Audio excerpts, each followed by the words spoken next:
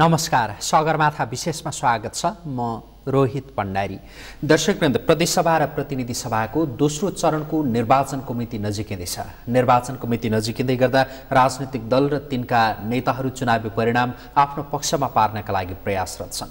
तर केही राजनीतिक दलहरू यस्ता छन् जसले यो चुनावी प्रक्रियामा सहभागी भएका छन्। यति मात्र होइन, अहिलेको संविधानलाई नै स्वीकार गरेका छैनन् र अहिलेको संविधान अनुसार देशले कुनै पनि आर्थिक समृद्धि प्राप्त गर्दैन, शान्ति हुँदैन भनेर अहिलेको संविधानलाई नै स्वीकार नगरिकन उनीहरू फरक ढङ्गबाट अगाडि बढिरहेका छन्। वास्तवमा अहिलेको संविधानप्रति किन यत्रो असन्तुष्टि?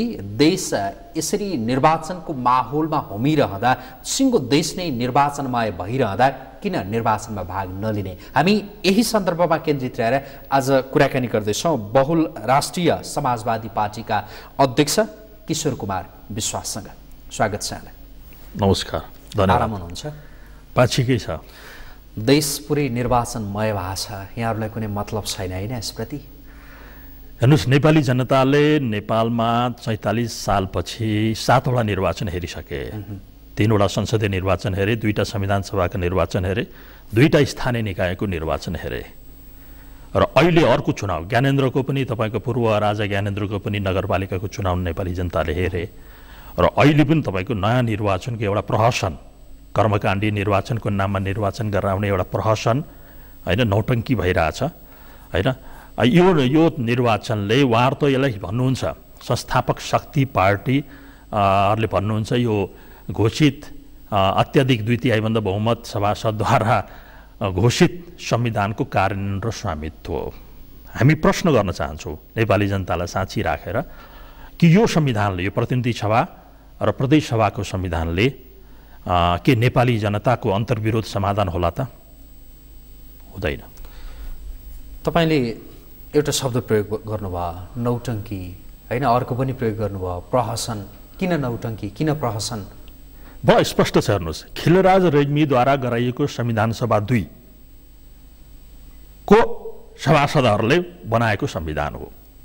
खिलराज रेग्मी को थिए त भन्दाखेरि बहालवाला प्रधान न्यायाधीशको अध्यक्षतामा गराएको संविधान सभा 2 र देशी विदेशी गुरु योजनाद्वारा बनाएको संविधान सभा 2।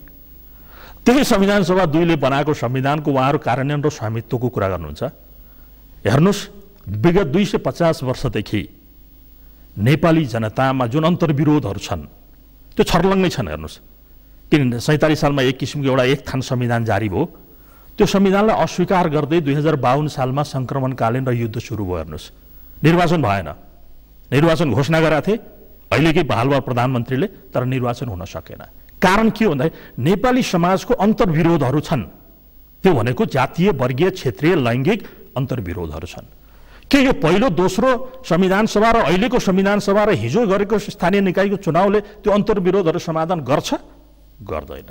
त्यसो भए भनिदिनुहोस्, तपाईँले भनेको जुन त्यो अन्तर्विरोध हो, केले समाधान गर्छ? कसरी समाधान हुन्छ?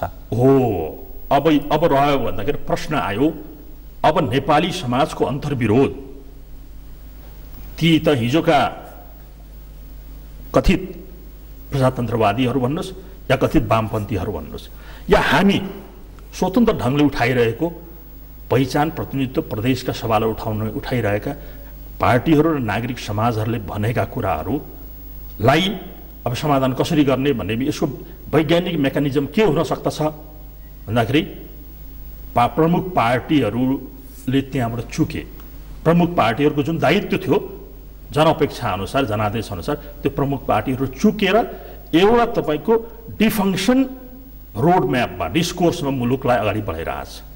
एउटा अवस्था थियो कि संविधान सभाद्वारा सफल सार्थक परिणाममुखी संविधान सभा, कर्मकाण्डी संविधान सभा होइन, खिलराज रेग्मीले बनाएको संविधान सभा होइन, चुनाव गराएको संविधान सभा होइन, सफल सार्थक परिणाममुखी संविधान सभा भएको भए एकचोटि मात्रै, 2 चोटि गर्नुपर्ने थिएन, भएको भए त्यो संविधान सभाले नेपाल एउटा बहुजातीय, बहुभाषिक, बहुसांस्कृतिक, बहुल क्षेत्रीय मुलुक हो होइन।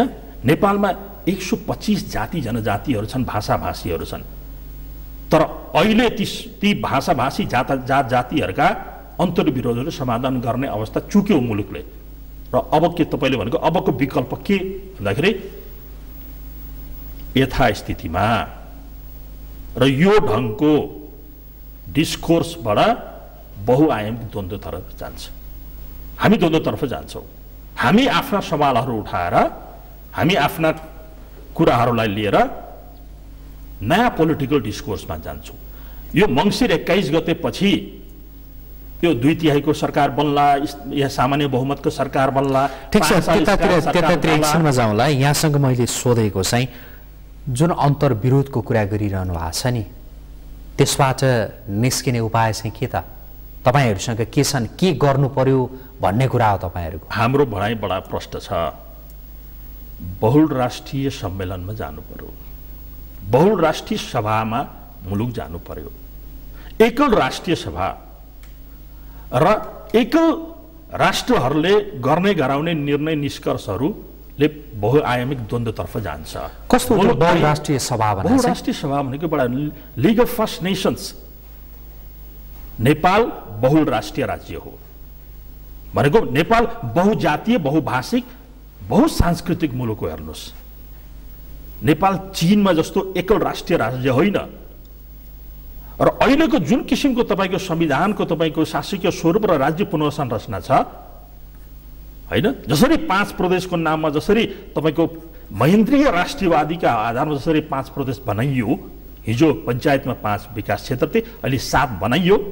यसले तपाईको यी बहुल राष्ट्रिय राज्यहरूको या ती जनताहरूको एस्पिरेसन्स, भावना, या भनेको उहाँहरूको तपाईको समृद्धि, उहाँहरूको सुशासन, आत्मनिर्णय, स्वायत्तता छैन। र उहाँहरू मार्जिनलाइज्ड हुनुहुन्छ, सीमान्तकृत भइसक्नु भएको छ। यो एस्पिरेसन थिएन 52 सालपछि, यो एस्पिरेसन थिएन 62-63 सालपछि, यो एस्पिरेसन थिएन। र जति पनि आन्दोलनहरू भए यो बीचमा यो एस्पिरेसन थिएन कि यथास्थितिमा जसरी 47 सालमा एउटा डिस्कोर्समा गएको थियो, त्यो डिस्कोर्समा गएर यी अन्तर्विरोध समाधान हुँदैन। त्यही भएर हामीले भनेको बहुराष्ट्रिय सम्मेलन र बहुराष्ट्रिय सभाको गठन गरौँ। त्यो सभा हुन्छ नि, सबैले बुझ्ने गरी भनिदिनुहोस्, कसरी गठन हुन्छ, कसले गठन गर्छ, के हुन्छ त्यो सभामा? बडा सजिलो छ। नेपाल सरकारसँग, स्थानीय विकास मन्त्रालयसँग राष्ट्रियताहरूको 125 वटा राष्ट्रियताहरूको संगठन छ। अहिले पनि क्रियाशील संगठन छ, जातीय संगठनहरूको हैन। र यो पार्टीभन्दा र जातिभन्दा माथि उठेर लिग अफ फर्स्ट नेशन्स गठन गरौँ। हालाकि हिजो वैध 33 दलीय मोर्चाले गोलमेज सम्मेलन भन्नुहुन्थ्यो। हामी गोलमाल सम्मेलनमा फस्नेवाला छैनौँ। हामी भनेको यी राष्ट्रियताहरू, तपाईले हेर्नु भएन तराई मधेस तपाईको राजसभाको घोषणापत्र, तराई मधेस बहुराष्ट्रिय देश हुनेछ हैन। हामी अलग पृथकता कुरा गर्दैनौँ, हामी पृथक राष्ट्रको कुरा, देशको कुरा गर्दैनौँ। हामी नेपाल राष्ट्रभित्र विभिन्न बहुराष्ट्रिय राज्यहरू बन्नुपर्छ। त्यो आधार भनेको के हो भन्दाखेरि त्यो संविधान सभा 2 ले तय गरेको छ। उहाँहरूले भनेको जुन बहुराष्ट्र र यहाँहरूले भनेको बहुल राष्ट्र, यो के फरक हो के हो? यो उहाँहरूले अब छुट्टै देशको परिकल्पना गर्नुभएको छ। 22 जिल्ला भन्छ या 8 जिल्ला, उहाँहरू छुट्टै, हामी छुट्टै देशको कुरा गर्दैनौँ। हामी अखण्ड सार्वभौम र शक्तिशाली नेपाल राष्ट्रभित्र हामी जसरी अटाएका छौँ, ती राष्ट्रिय राज्यहरू बन्नुपर्छ। तर ती राज्यहरू पहिचानका 5 र सामर्थ्यका 4 वा आधार जुन तय भएको छ, त्यही आधारमा बन्ने बनाउने हो। त्यो नहुन्जेलसम्म अन्तर्विरोध हल हुँदैन र मुलुक बहुआयामिक द्वन्द्वमा जान्छ। त्यो कोरा सपना खड्गप्रसाद ओलीले नहेरे हुन्छ कि शान्ति होला, समृद्धि होला, साम्प्रदायिक सद्भाव होला, एकता होला, भ्रम। हामी बहुआयामिक अभियानमा हामी हिँड्छौँ। हेर्नुहोस्, हामी चुनावमा गइरहेको छैनौँ। यो मात्र चुनाव होइन, हिजोको चुनावमा पनि हामी गएनौँ। कारण के हो भन्दाखेरि हामीलाई उपेक्षित, शोषित, दमित पारियो।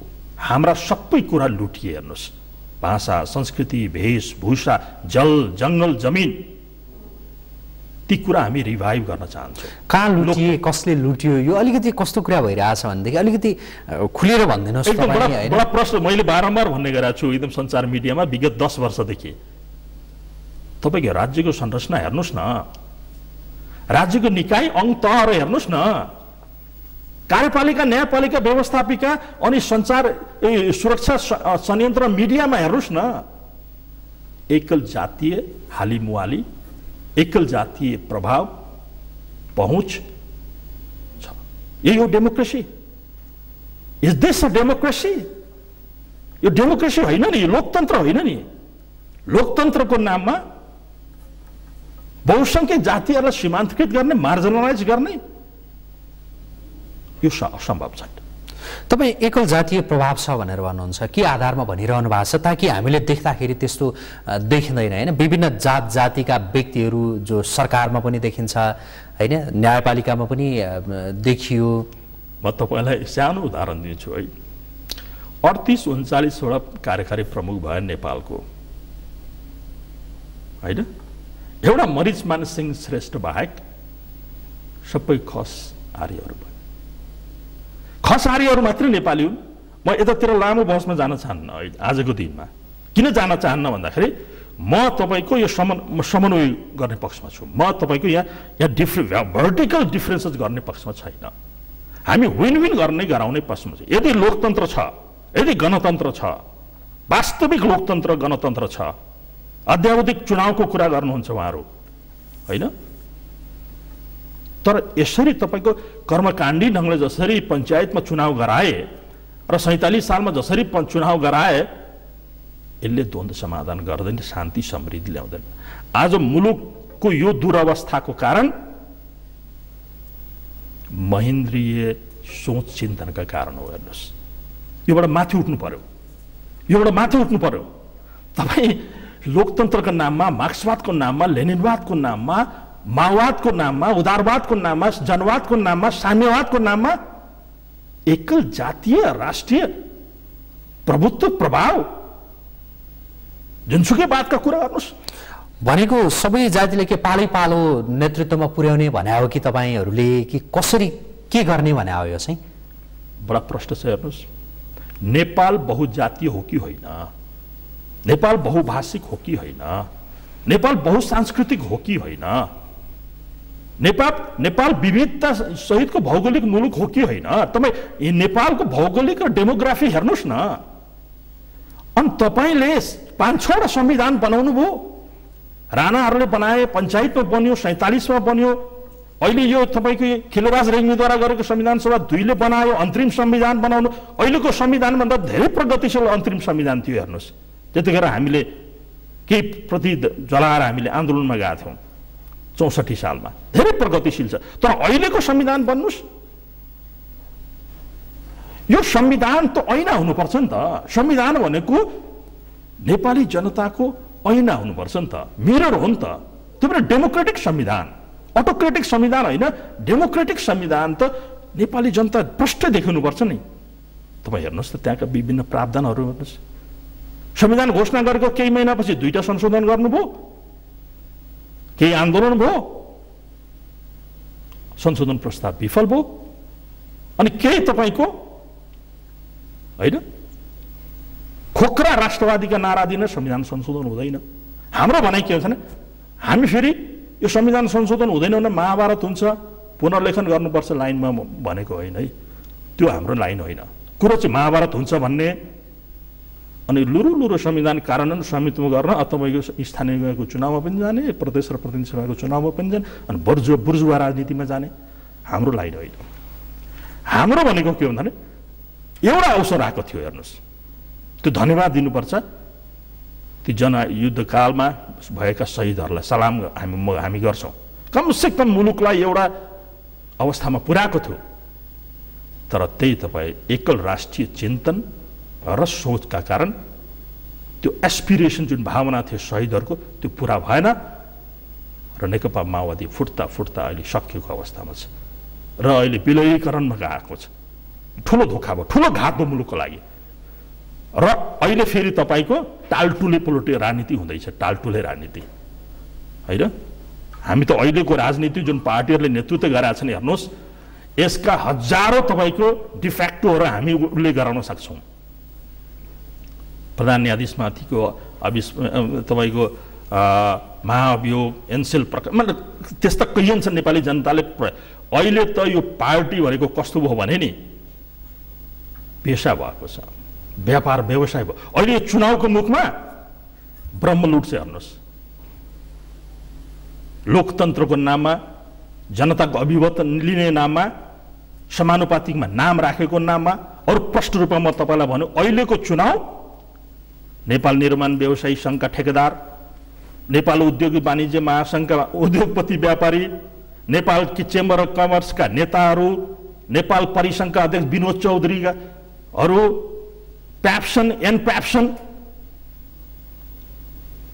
अर्को कुरा म तपाईँलाई फोरकास्ट गरौँ प्रचण्डजी चुनाव हार्दै हुनुहुन्छ चितवन 3 बाट विक्रम पाण्डे जित्दैछ नेपालको राजनीति कता जाँदैछ हेर्नुहोस् त अनि जित हार भनेको चुनावमा गइसकेपछि कसले जित्ला कसले हार्ला होइन त्यो एउटा पाटो रह्यो तर सिङ्गो देश चुनावमा होमिएको छ तपाईँहरू जस्ता केही राजनीतिक दलहरू अन्यथा नलिनु होला कि मान्छेहरूले के भन्छन् भने जनाधार नभएका दलहरू जसले चुनावको विरोध गरिरहेछन् भन्छन् के भन्नुहुन्छ तपाईँ त्यो त भोलिका दिनमा प्रमाणित होला नि हामीले लिएको पोलिटिकल लाइन र हामीले उठान गरेका सवालहरू विषयहरू र हामीले लिएको रणनीति कार्यनीतिहरू भोलिका दिनमा प्रमाणित होला नि हामी पनि अग्नि परीक्षामा छौँ किशोर विश्वास पनि जनताको बीचमा अग्नि परीक्षामा छ नि हामीले उठाएका कुराहरू तपाईँलाई लाग्छ तपाईँहरूले जे कुरा उठाइरहनु भएको छ नि जनताले सहर्ष यसलाई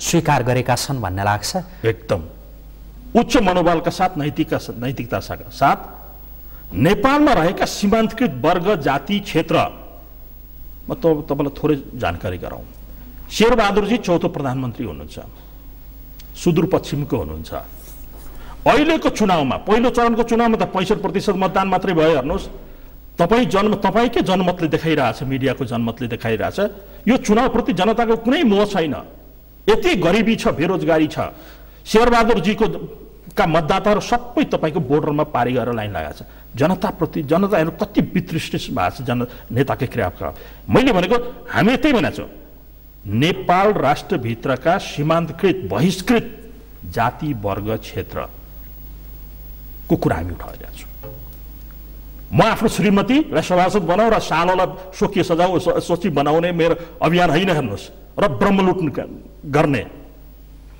हैन तपाईहरूलाई के आरोप छ भने तपाईँहरू जस्ता दलहरू अरू नै तबरबाट लुट मचाइरहनु भएको छ यसो पनि भन्छन् जस्तो तपाईँ जुन निर्वाचन बहिष्कार गर्नु भएको छ हैन निर्वाचन बहिष्कार गरिसकेपछि तपाईँहरू जनतामा जे कुराका साथ गइरहनु भएको छ चन्दा लगायतका अरू थुप्रै आइरहेछ तपाईँले गलत आरोप लाउनु भयो हामी चन्दा उठाएको छैनौँ कसै किन उठाउनु किन दिन्छ र हामी चुनावमा गएको चन्दा दिन्छ त यसैमा जस्तो तपाईँहरूलाई के आरोप लाग्छ भने जो यति बेला निर्वाचनमा हुनुहुन्न तपाईँ र तपाईँ लगायतका केही दलहरू हुनुहुन्न कसैले उचालिरहेछ र यिनीहरू उचालिरहेछन् हामी देशभक्त हौँ किशोर विश्वास नेपाल आमाले माया गर्छ हेर्नुहोस् चन्द्र सूर्यलाई माया गर्छ किशोर विश्वास मेड इन इन्डिया होइन किशोर विश्वास मेड इन चाइना होइन यो आज होइन मेरो राजनीतिक इतिहास 30 वर्षको राजनीतिक इतिहास विश्लेषण गर्दा हुन्छ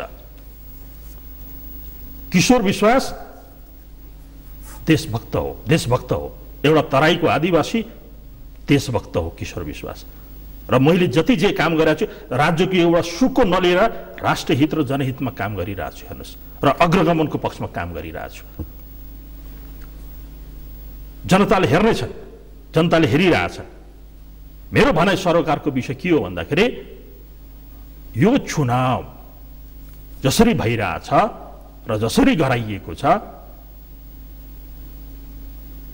यो कर्मकाण्डी चुनाव सबैले भन्छन् कि हामीलाई कसैले उचालेको छैन हैन हामी सबै नेपालीले भन्ने त नै हो हामी सबै देशभक्त हौं सबैले भन्ने नै हो तर यहाँभित्र कता कता आरोपहरू यहाँले पनि सुनिरहनु भएको छ कि अरू दलहरूलाई पनि लागेको छ यहाँलाई अहिले जे आरोपको विषयमा मैले कुराकानी गरेँ कि दलहरू कहीँ कतैबाट उचालिन्छन् र जब यहाँ राजनीतिक स्थिरता केही होला कि जस्तो भयो कहीँ कतैबाट ट्वाक्क कसैले हानिदिन्छ उनीहरू बुरुक उफ्रिन्छन् यसै भन्छन् होइन स्वार्थ हुनु पर्यो नि त तपाईलाई प्रधानमन्त्री हुनु छ अङ्कगणित खेल्नु छ, हर्स ट्रेडिङ गर्नु पर्यो, खरिद बिक्री गर्नु पर्यो, तपाईँलाई सभासद हुनु छ होइन, तपाईँले सभासद हुनु छ, लैनचोर धाउनु पर्यो या युरोपियन युनियन धाउनु पर्यो या तपाईँको चाइनिज एम्बेसी धाउनु पर्यो। मेरो त्यो स्वार्थ होइन, मेरो स्वार्थ तपाईँको कुनै पदीय लोलुपता होइन। मेरो भनेको राष्ट्रिय एकता कसरी मजबुत हुन्छ। नेपाल राष्ट्र हो, राज्य होइन। हेर्नुहोस्, नेपाल मेरो देश हो, म जन्मे नेपालमा, तर नेपालको राजनीतिक व्यवस्था र संविधानले मलाई नेपाली मानेन, किनकि मेरो पछाडि विश्वास लेखेको छ। विश्वास भनेको थारू, जबकि नेपाल देश भन्नुभन्दा अगाडिदेखि हामी यो भूमि भूगोलमा छौँ, तर नेपालको राजनीतिक व्यवस्था र संविधानले मलाई नेपाली मानेको छैन। त्यसकै लडाइँ मात्रै हो। किशोर विश्वास सभासद हुनु, मन्त्री हुनु, आइजिपी हुनु या कुनै बोर्ड अफ डाइरेक्टर हुनुलाई पैसाको चलखेल होला, या लगानी बोर्ड मार्फत कुनै जलविद्युत आयोजना कसैले बिक्री गर्नु एउटा त्यो उद्देश्य होइन। हाम्रो उद्देश्य के भन्दा दुईटा मूलभूत उद्देश्य हेर्नुहोस्। आजको दिनमा आज हामी मौन अवधिको सङ्घारमा छौँ, चुनावको मुखमा छौँ। एक किसिमको एउटा अर्केस्ट्रा खडा गरिएको छ होइन, त्यो सङ्घारमा छौँ। यो अर्केस्ट्रामा जो सहभागी छन्, मलाई प्रश्न छ राजनीतिक स्थिरता, किनकि हामीले यो बाँदरे प्रवृत्ति हेरेको छौँ। 9 महिनामा सरकार परिवर्तन, प्रधानमन्त्री परिवर्तन, यो अर्केस्ट्राले राजनीतिक स्थिरता पनि दिँदैन। तपाईँलाई लाग्दैन देशका ठुला राजनीतिक दलहरू जुन गठबन्धन बनाएर चुनावी मैदानमा उमिएका छन् र राजनीतिक स्थिरताको जो कुरा गरिरहेछन्, विश्वास पटक्कै छैन तपाईँलाई? मलाई मात्र होइन, नेपाली जनतालाई विश्वास पटक्कै छैन। जो कार्यकर्ता झन्डा बोकेर हिँडिरहेछन् उनीहरूको लयमा लय मिलाउला, तर यिनीहरूलाई त हामीले 47 सालदेखि हेरेको होइन, लगभग 25-26 वर्ष हो नि यिनीहरूलाई हामीले हेरेको। 5-5वटा कम्युनिस्ट प्रधानमन्त्री हेऱ्यौँ, मनमोहन अधिकारीदेखि डाक्टर बाबुराम भट्टराईसम्म। शेरबहादुरलाई 4 पटक हामीले हेऱ्यौँ। लोकतन्त्रलाई सबभन्दा बढी खतरा भनेको नेपाली काङ्ग्रेसबाट छ, शेरबहादुर देउपा छ। र यी वाम हुन्, are they progressive, are they वाम? यो वाम होइन नि यिनीहरू। यिनीहरूलाई त हामीले 47 सालपछि हेरेका हो नि।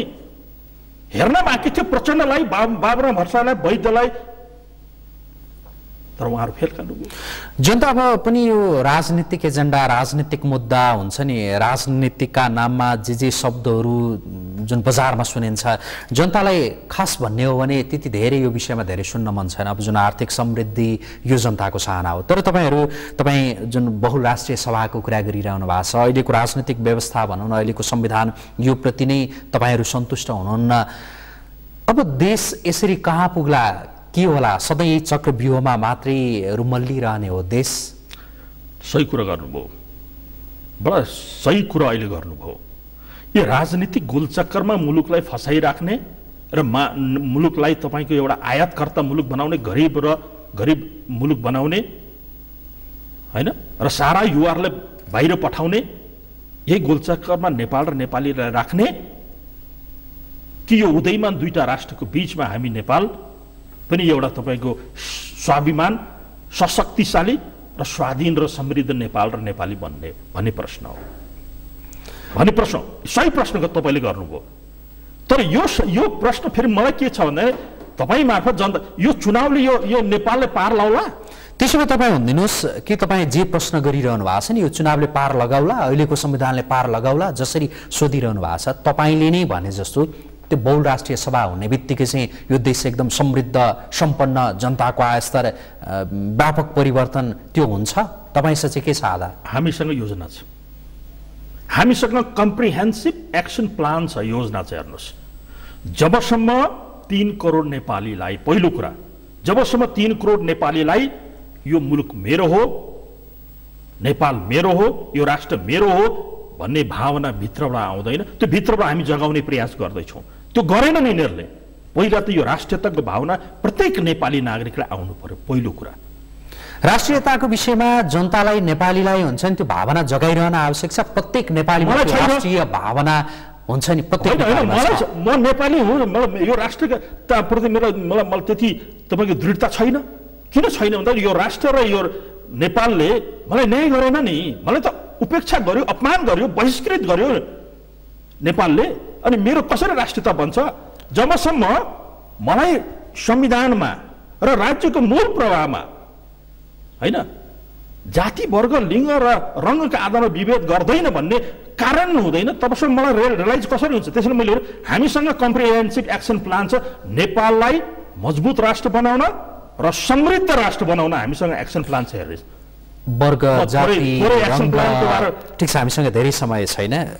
जुन वर्ग जाति रङ्गका आधारमा राज्यले विभेद अझै गरेको छ गरेको छैन। मैले अघि तपाईँलाई मैले साधारण उदाहरण भनिन। नेपालमा अहिलेसम्म कार्यकारी प्रमुख 38-39 जना भए, एउटा नेवार बाहेक सबै खसारिया। त्यो त क्षमताको आधारमा पुग्ने कुरा होला नि त, होइन? जस्तो अघि पनि मैले यहाँलाई भने पालै पालोलाई यो जातिको यो पल्ट यो जातिको यो पल्ट भन्दै त्यसरी बनाउने त होइन होला, क्षमताको आधारमा हुने होला। यही जुन तर्क तपाईँको यो महेन्द्रीय राष्ट्रवादी सोचको मानसिकता छ नि, त्यही तपाईँको मानसिकता देखिन्छ अरे। यो होइन नि, पार्टीको अध्यक्ष पनि उही हुने, संसदीय दलको नेता पनि उही हुने। यो मल्टी पार्टी डेमोक्रेसीमा पार्टी सिस्टममा तपाईँको संसदीय दलको नेता पनि अरूलाई नदिने, पुरा आर्यघाट नपुगुन्जेलसम्म होइन, राष्ट्रिय सम्मान नखाउन्जेलसम्म पद छोड्दै नछोड्ने, त्याग नगर्ने, बलिदान नगर्ने। मैले अघि पनि तपाईँलाई मैले भने मुलुकको चारवटा अङ्ग कार्यपालिका, न्यायपालिका, व्यवस्थापिका, सुरक्षा अङ्ग। हेर्नुहोस् न तपाईँ फिगर एन्ड फ्याक्ट हेर्नुहोस् न। लोकतन्त्र 90 कमसेकम पञ्चायती व्यवस्थामा भएन, निर्दलीय निरङ्कुश तानाशाही व्यवस्था थियो। 1990 प्रजातन्त्र प्राप्तिपछिको व्यवस्था हेर्नुहोस् त, यी चारवटा प्रमुख अङ्गमा को छन्? हामी छैनौँ। जनसङ्ख्याको अनुपातमा पनि छैनौँ। अहिले विभिन्न अभियान र आन्दोलन जारी हुँदाखेरि समानुपातिकमा केही कोटाहरू छुट्याए। यसपालिको संविधानमा के प्रतिशतहरू छुट्याइयो होइन, त्यो पनि हचुवाको भरमा छ होइन। हामी त तयार छौँ। किशोर विश्वास कुनै पनि नेपालको सिनारीमा रहेको कुनै पनि युथ पोलिटिसियन भन्दा कुनै पनि क्वालिटीमा आई क्यान कम्पिट। अब निर्वाचन नै बहिष्कार गर्नुहुन्छ अनि कहाँबाट पुग्नुहुन्छ? निर्वाचन त तपाईँ यस्तो तपाईँको यो निर्वाचन आचार संहिता पालना गर्न नगराउने निर्वाचन आयोगले गराएको निर्वाचनको परिणाम कस्तो होला तपाईँले म तपाईँलाई भनौँ, यो पार्टीहरूले नै निर्वाचन आयोगको परिणामलाई बहिष्कार गर्छ। हेर्नुहोस्, यस्तो तपाईँको निकम्मा र तपाईँको अधिकारविहीन निर्वाचन आयोग। र निर्वाचन भनेको पैसाको खोलो भएको छ अहिले, पैसाको खोलो। मैले अघि पनि भने उद्योगपति, व्यापारी, तस्करी, गुन्डा र यी सबैका ठेकेदार भनेको पार्टीका नेताहरू। मैले निर्वाचन यो तपाईँको यो तपाईँको मैले त्यही भएर भने यो निर्वाचन होइन, यो फगत एक किसिमको कर्मकाण्डी र नौटङ्की भइरहेछ। र व्यापार एउटा व्यवसाय, यो एउटा पेसा मेला लाग्छ, यो मेला लाग्छ। हेर्नुहोस् न। हुन्छ, समय सकियो। यहाँलाई धन्यवाद समय र विचारका लागि। नमस्कार, धन्यवाद। दर्शकवृन्द, हामी कुराकानी गर्दैथ्यौँ बहुल राष्ट्रिय समाजवादी पार्टीका अध्यक्ष किशोर कुमार विश्वाससँग। आजका लागि सगरमाथा विशेष यहीँ सकिन्छ। सगरमाथा टेलिभिजन हेर्दै गर्नुहोला। नमस्कार।